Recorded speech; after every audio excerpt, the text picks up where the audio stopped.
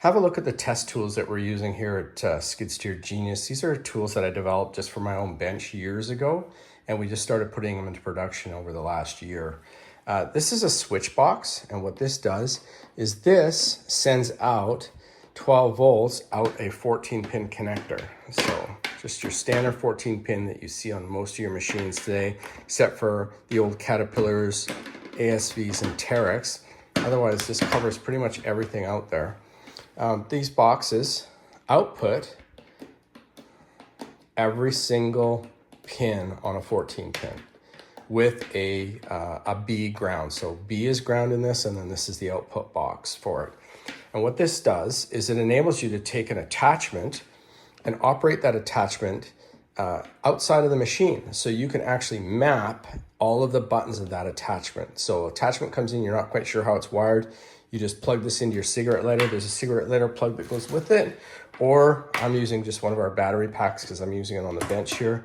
This makes you completely mobile if you do use one of the battery packs, because you can just put it on the magnets on the side of the machine. You don't have to go into the machine, just plug the cord into it, and then you're off and running, and now you're testing, okay? So that's what this does. And what I do is I have my book, and I just write each button, whatever it's doing. If I'm pushing my C or my D or my E, F, as I'm pushing them, I see what the function is, and I write it in my book. And then that enables me to go and map it back at the machine so that I set the controls up properly. So that's what this button, or this box does. This is the SG-SB100. So that's our switch box 100. Here's the opposite side to that. So I use this on machines.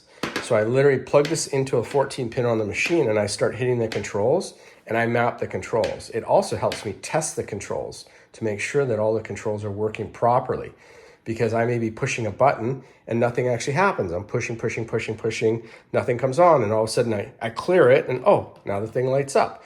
So now I know what control does what. So I do the same thing. I write it in my book, and then I can go back, and if I have these two tools, it's really easy to map the attachment to the machine so that I have the buttons exactly the way I want it. Sometimes things are made that aren't necessarily mapped the way you want them. An example is a broom. A lot of times they'll have the broom controls left and right on the left stick. But what if I want to have it so the left button makes the broom turn to the left and the right button makes the broom turn to the right? It's really easy. Just get in there, map it, figure out which one does what, go back and repin the 14 pin at that plugs into the machine, and I'm off to the races. So these are really handy boxes. They're really inexpensive for how much value they bring to your job site and just working on machines and attachments. So we think we've got a real winner here, and they are available on our website, skidsteergenius.com.